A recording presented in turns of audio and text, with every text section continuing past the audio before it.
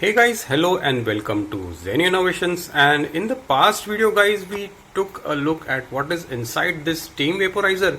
We also tested the power consumption and I gave you a few golden tips how to increase the life of this kind of vaporizer. So if you haven't seen those videos, I'll put them over here in the corner, or you can go down in the description and the videos will be waiting for you. Alright, so I have another Steam Vaporizer over here.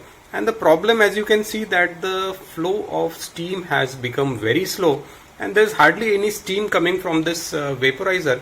So today we are going to open this up and I'll tell you how to repair or service your steam vaporizer. Let's roll the intro and begin the video.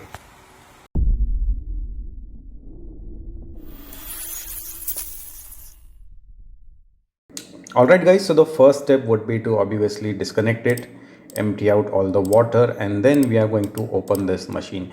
And for opening this thing you will need simple little tools like screwdriver. Again, affiliate links for buying those things like this vaporizer or the screwdriver will be available in the video description, in the first comment, or in the view product section right over here in the corner. So let's get out of these let's get these couple of screws out, and then we should be able to remove this lower part. And what this lower part was hiding is a very simple mechanism. So what we see here are a bunch of metal strips or tongs, and this is the way that this steam vaporizer generates steam, by conducting electricity through these metal strips.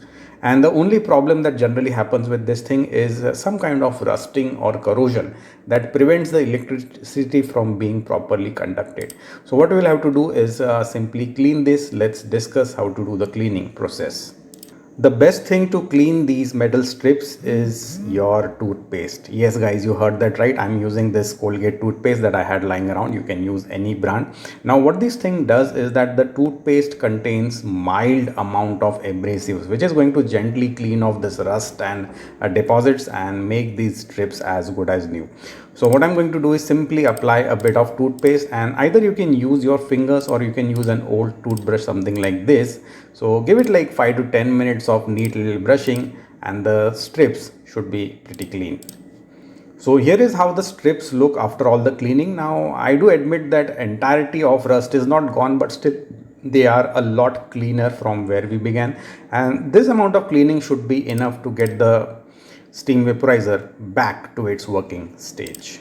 The assembly is pretty simple. Again, you have to line up this bottom part and then screw it in, and then in goes the couple of screws that we had removed earlier, and then the vaporizer is ready for use. So I installed it and made a quick trial run, and as we can see that the flow of steam has increased by a lot. I mean, now this steam vaporizer is perfectly usable, and all the cleaning and servicing that we did has been 100% successful. Alright guys, so we are done with the repairs, and I'm not sure how the camera is picking up, but the steam flow has gone up. And the interesting part I noticed over here is that the power consumption of this device also came down. So the device is consuming less than 200 watts now, and I hope you like seeing videos like this. And by the way guys, I keep posting repair videos on my channel, so if you're interested in service and repairs, make sure to hit that subscribe button and like this video. Take care and have a nice day.